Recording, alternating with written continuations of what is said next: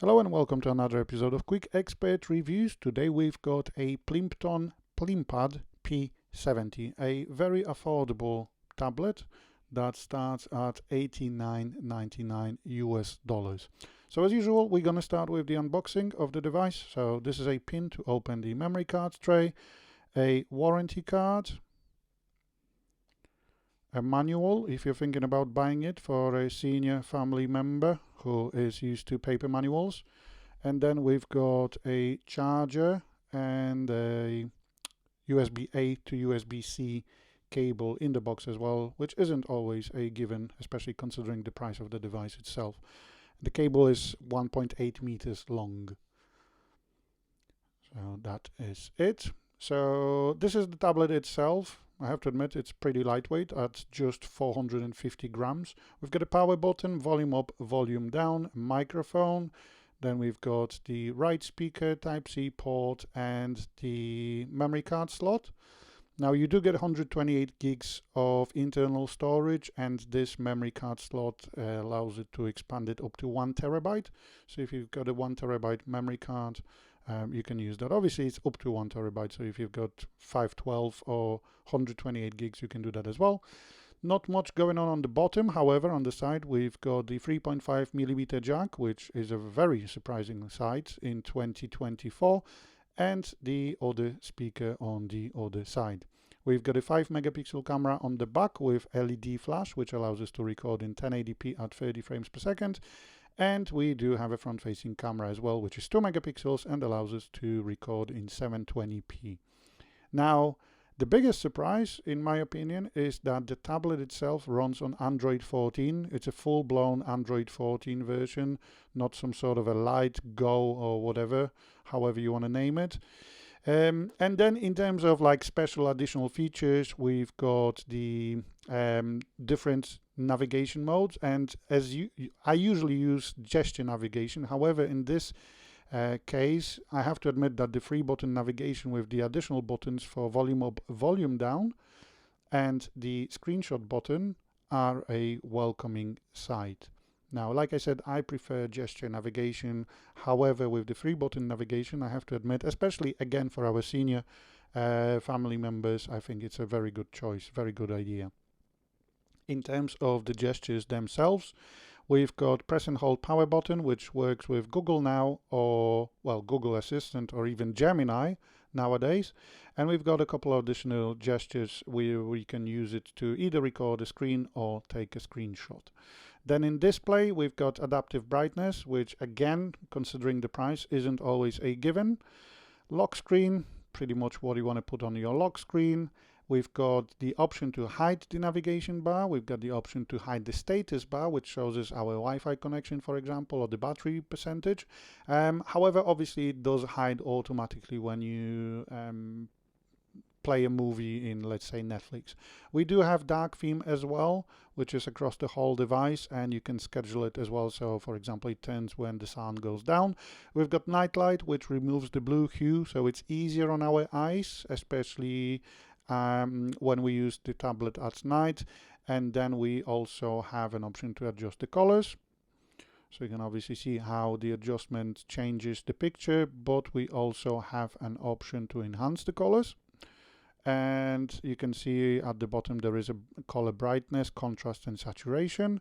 We've got a black and white mode, and then we've got a option to turn the reading mode on as well. So for example, if you're reading any books from Kindle, for example, or or using Google Books, it kind of imitates the color of the paper of an actual book. Okay, nothing special going on in the sound department. In terms of the battery, we do have an option to put the battery percentage on or off. It shows us the power intensive apps, and we can also go into low power mode.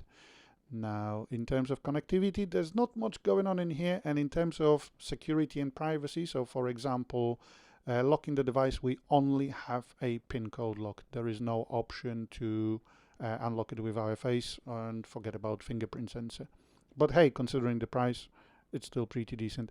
In terms of pre-installed apps, one of the great things about it is that there is nothing really pre-installed. So everything I've got in here is mainly downloaded from Google. And as you can see, you can use Word as well, as it is an Android device and it works with Word, Excel, whatever you want to. And if you want to turn it into a mini laptop, you can do so as well, because again, as it is a really good Android device, you can pair any Bluetooth mouse or keyboard to it. So I'm going to use my trusty MX Master 2S from Logitech, which is a very good mouse for office use. And then we can connect a keyboard as well. So just going into connected devices, pair new device. You can connect a controller as well if you'd like to use it for light gaming, because even though the tablet does support 4 gigs of RAM, which you can expand technically up to 12, to be honest, it doesn't make a big difference. And then it uses the internal storage. Now you do have 128 gigs, like I said, but I would not recommend doing so. For some reason, it actually makes the device work slightly slower.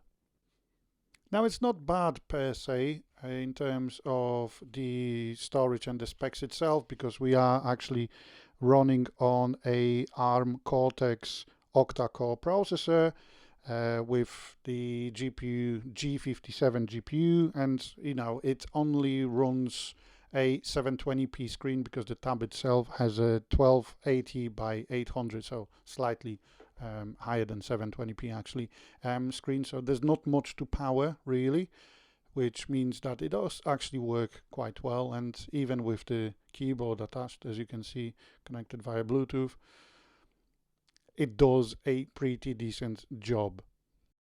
Now, this being a tablet, and obviously the main feature, the main use case for a tablet is watching movies, because usually they do have bigger screens than your phones, unless you've got a Fold, for example. So you don't get the native Apple TV app, but there's no harm in doing so using Chrome.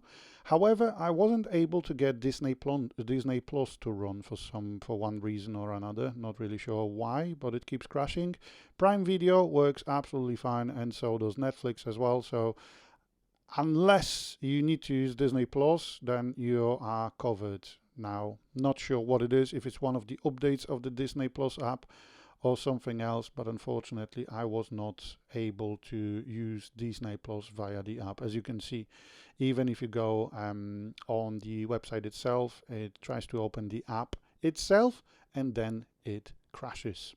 However, it's not all doom and gloom from here, because you can use Disney Plus in a browser just like Apple TV, so you can still watch it, just not via the app itself. Look at how the tab itself handles gaming. So I'm playing Mobile Legends Bang Bang 5 versus 5, and to be honest, considering the amount of stuff going on and happening on the screen, I have to admit it does work pretty well. Now, I would probably say games like Genshin Impact won't really run that well, but anything like Minecraft, Mobile Legends, and anything like that, as you can see, works very well. And I have to admit and also say that the speakers do work really well. So overall, great device. Thanks for watching another episode of Quick Expert Reviews, and I'll speak to you soon.